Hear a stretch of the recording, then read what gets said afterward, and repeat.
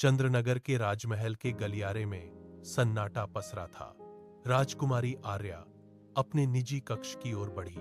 भारी लकड़ी के दरवाजे के पीछे एक धूल भरी मेज पर कुछ रखा था। वह एक पुराना आईना था। आर्या ने धीरे से उसके ऊपर जमी धूल को साफ किया। आईने का फ्रेम किसी अज्ञात धातु से बना था। उसने उसे उठाकर अपनी मेज के बीचों बीच रखा।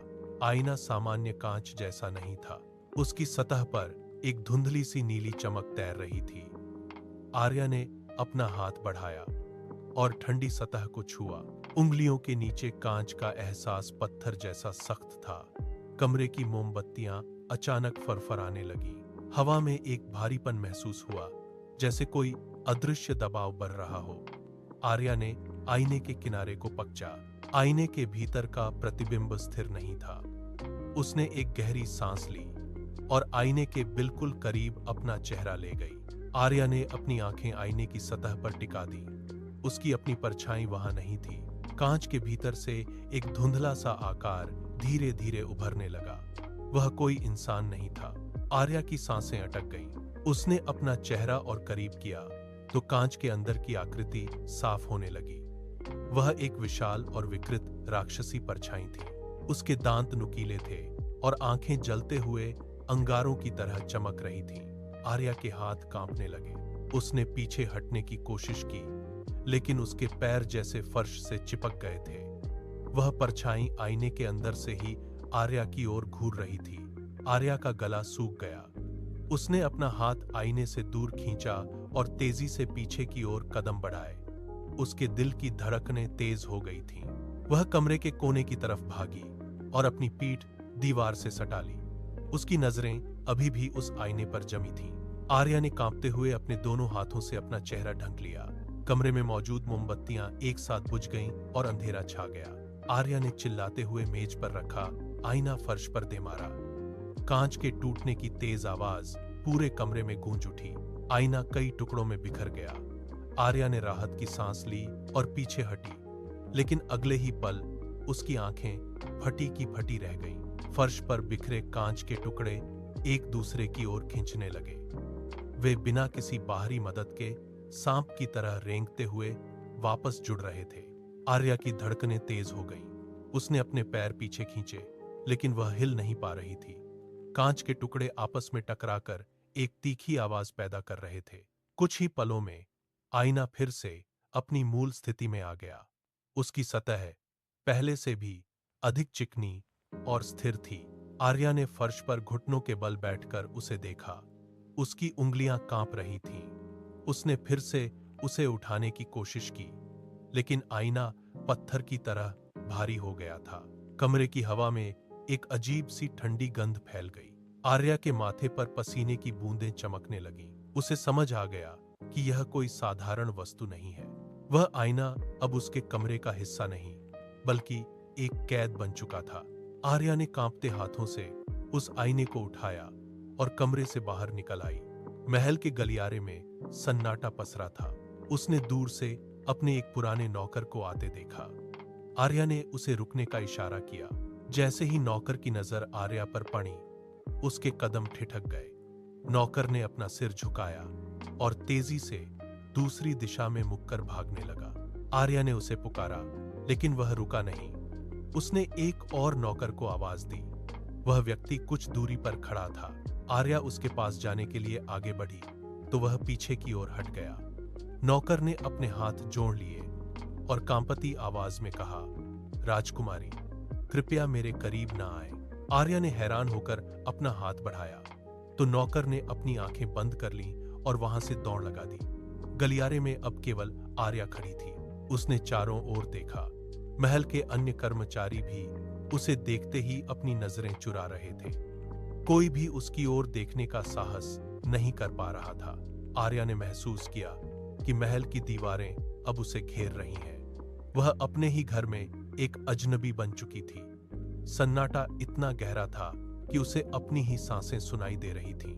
आर्या ने गलियारे के एक अंधेरे कोने में रुककर फिर से उस आईने की ओर देखा। उसकी सांसें तेज थीं। आईने की सतह पर धुंध छाई थी, जो धीरे धीरे साफ होने लगी। आर्या ने अपनी परछाई को गौर से निहारा। उसकी अपनी ही आंखें अब सामान्य नहीं थीं। वे गहरे लाल रंग में बदल चुकी थीं, जैसे उनमें कोई जलती हुई आग हो। आईने के भीतर का चेहरा और भी विकृत हो गया था।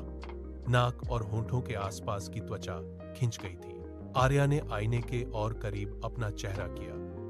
तभी उसकी बाईं आंख के नीचे से एक गहरी काली लकीर उभरनी शुरू हुई। वह लकीर धीरे धीरे उसके गालों तक फैल गई। यह उसके भीतर के अहंकार का भौतिक प्रमाण था। आईने के भीतर की वह विकृत आकृति अब मुस्कुरा रही थी। वह मुस्कान आर्या के अपने चेहरे पर नहीं थी। डर और घृणा से आर्या का शरीर सुन्न हो गया। वह लकीर अब उसके पूरे चेहरे को विभाजित कर रही थी। आर्या ने आईने को एक मोटे कपड़े से ढक दिया और उसे मेज पर पटक कर पीछे हट गई। उसका दम घुट रहा था। वह तेजी से अपने कक्ष से बाहर निकली और सीढ़ियां उतरकर महल के बगीचे की ओर भागी। बाहर की ठंडी हवा उसके चेहरे पर लगी, लेकिन उसकी धड़कनें शांत नहीं हुईं। बगीचे के कोने में एक पुराने पेड़ के नीचे उसे एक लड़की दिखाई दी। वह लड़की जमीन पर बैठी थी। उसके होंठ सूखे थे और वह बार बार खाली घड़े को देख रही थी। आर्या उसके पास गई। लड़की ने उसे देखा और सिर झुका लिया। आर्या ने अपने पास रखे पानी के पात्र को उठाया और उसे लड़की की ओर बढ़ाया। लड़की ने कांपते हाथों से पात्र लिया और पानी पिया। पानी पीते ही लड़की के चेहरे पर एक राहत भरी मुस्कान आई। उसने आर्या की ओर देखकर धीरे से कहा, धन्यवाद राजकुमारी। आर्या ने उसे देखा। लड़की के पास कुछ नहीं था, फिर भी उसके चेहरे पर एक अजीब सी शांति थी। आर्या ने महसूस किया कि उसके अपने महल के भीतर का वह भारीपन कम हो रहा है। उसने लड़की को पानी पिलाकर पहली बार किसी दूसरे के लिए कुछ किया था। उसने अपना हाथ धीरे से लड़की के कंधे पर रखा और उसे उठने में मदद की। आर्या उस लड़की के सामने घुटनों के बल बैठ गई। उसने लड़की के चेहरे को करीब से देखा। लड़की के पास कोई कीमती वस्तु नहीं थी, न ही उसके चेहरे पर कोई बनावट थी। फिर भी उसकी आंखों के कोनों में एक ऐसी चमक थी जो आर्या ने आज तक नहीं देखी थी। आर्या ने अपना हाथ आगे बढ़ाया और लड़की के गालों को छुआ। त्वचा खुरदरी थी, धूप से झुलसी हुई, लेकिन वह स्पर्श शांत था। लड़की ने आर्या की ओर देखकर अपनी पलकें झपकाईं। उस छोटी सी क्रिया में कोई डर नहीं था, केवल एक गहरा संतोष था। आर्या ने गौर किया कि लड़की के होंठों पर जो मुस्कान थी वह किसी स्वार्थ से नहीं, बल्कि उस एक घूंट पानी से मिली तृप्ति से उपजी थी। आर्या ने अपनी उंगलियों को लड़की की आंखों के पास स्थिर किया। वह चमक किसी बाहरी आभूषण से नहीं, बल्कि भीतर की सादगी से आ रही थी। उसने महसूस किया कि यह लड़की अपनी स्थिति से संतुष्ट है। आर्या ने अपने स्वयं के चेहरे के बारे में सोचा, जो आईने में विकृत और कठोर दिखता था। उसने लड़की की आंखों में अपनी परछाई देखी। वह परछाई वहां साफ और स्थिर थी। आर्या को समझ आया कि वह चमक त्याग और संतोष की है। आर्या बगीचे से सीधे अपने कक्ष की ओर बढ़ी। उसके कदम अब पहले की तुलना में अधिक स्थिर थे। उसने कक्ष का भारी दरवाजा खोला और अंदर कदम रखा। कमरा शांत था, केवल खिड़की से आती हवा के कारण पर्दे हिल रहे थे। वह उस मेज के पास गई जहां आईना रखा था। उसने अपना हाथ आईने को ढंकने वाले मोटे कपड़े पर रखा। एक पल के लिए वह रुकी। उसने अपनी सांसों को नियंत्रित किया और झटके के साथ कपड़ा खींच लिया। आईने की सतह पर धूल की एक परत जमी थी। उसने अपनी हथेली से उस धूल को साफ किया। आईने में उसका चेहरा उभरा। इस बार वह राक्षस जैसी परछाई गायब थी। उसकी आंखों की लाली कम हो गई थी और चेहरे पर उभरी वह गहरी लकीर भी धुंधली पड़ गई थी। आर्या ने अपनी उंगलियों को कांच के ऊपर फेरा। प्रतिबिंब स्थिर था। उसने गौर किया कि जैसे ही उसने अपना अहंकार छोड़ा, आईने का प्रभाव भी बदलने लगा। उसने आईने में अपनी आंखों को गहराई से देखा। वहां अब कोई कठोरता नहीं, बल्कि एक नई चमक थी। आर्या ने महल के मुख्य द्वारों की ओर कदम बढ़ाए। भारी लोहे के कुंडे को उसने अपनी पूरी ताकत से पीछे खींचा। द्वार के खुलते ही बाहर कभी भी की आवाजें अंदर गूंजने लगी। लोग आश्चर्य से एक दूसरे की ओर देखने लगे। आर्या ने बिना किसी संकोच के आंगन में रखे अनाज के बड़े पात्रों की ओर इशारा किया। उसने स्वयं एक बड़ा चम्मच उठाया और कतार में खड़े लोगों की थालियों में भोजन परोसना शुरू किया। उसकी हथेलियों पर अनाज के दाने रगह खा रहे थे। वह झुकती, परोसती और फिर अगले व्यक्ति की ओर बढ़ जाती। महल के कर्मचारी जो पहले उससे दूर भागते थे, अब स्तब्ध होकर उसे देख रहे थे। एक बूढ़े व्यक्ति ने जब अपना हाथ आगे बढ़ाया तो आर्या ने उसे झुककर भोजन दिया। प्रजा के बीच फुसफुसाहट शुरू हो गई। आर्या के माथे पर पसीने की बूंदें चमक रही थीं, लेकिन उसने अपना काम नहीं रोका। उसने एक बच्चे को अपने पास बुलाया और उसे अपने हाथों से भोजन खिलाया। महल के उस विशाल प्रांगण में जहां कभी केवल सन्नाटा और भय होता था, अब संतोष भरी मुस्कानें थीं। आर्या ने एक बार भी पीछे मुड़कर नहीं देखा। भोजन बांटने के बाद आर्या ने महल के गलियारे की ओर रुख किया।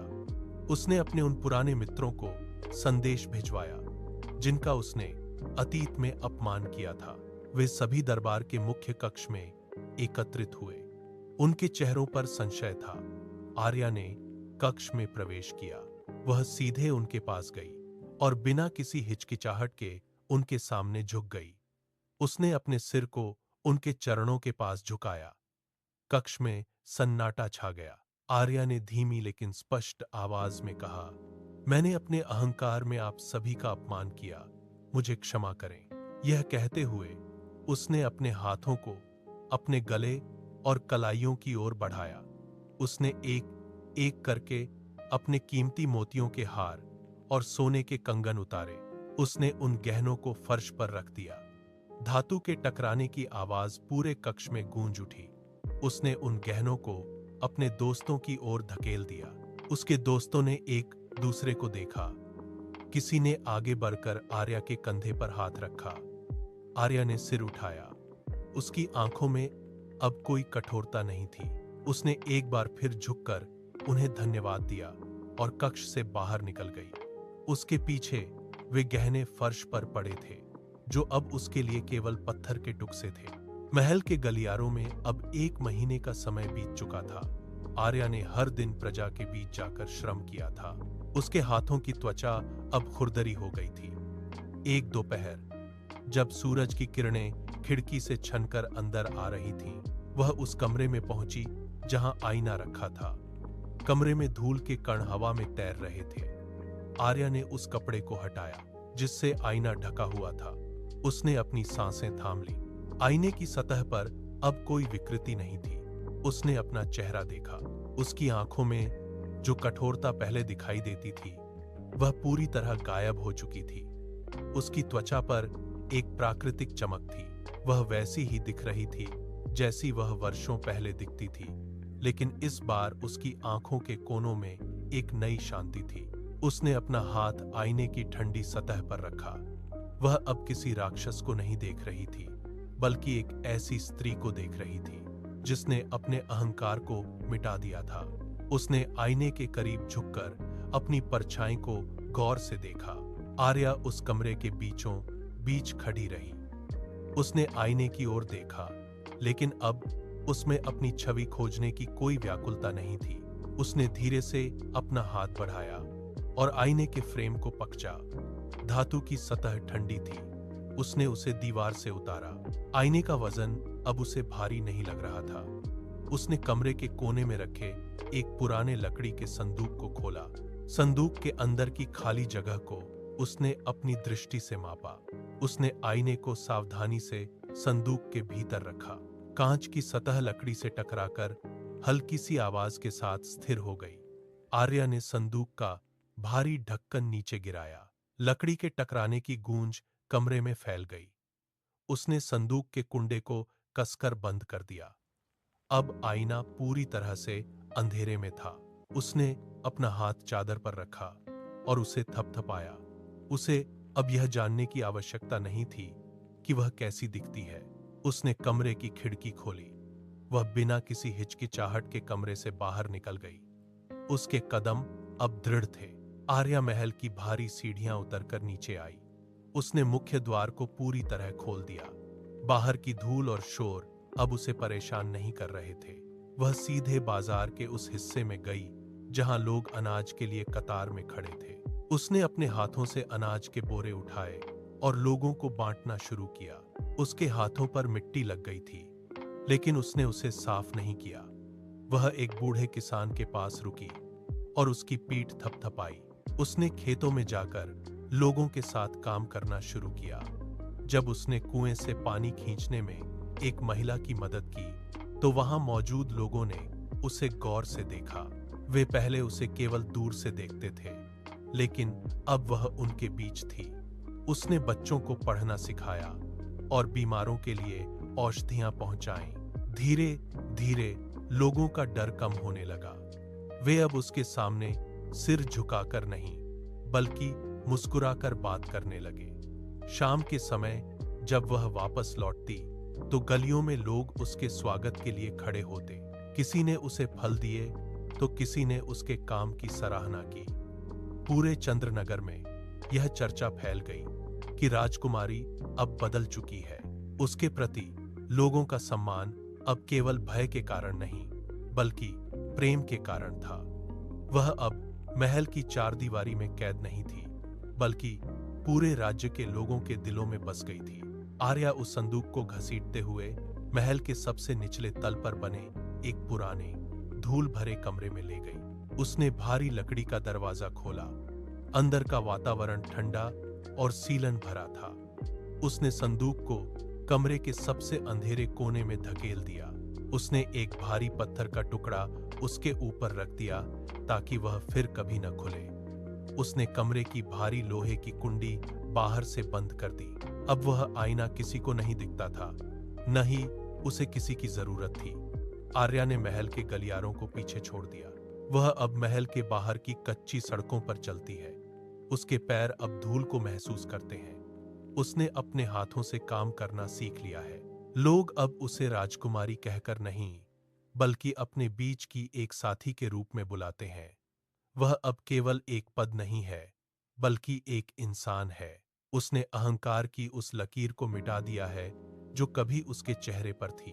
अब उसकी आंखों में केवल शांति है। वह सुबह उठती है और लोगों के साथ खेतों में काम करती है।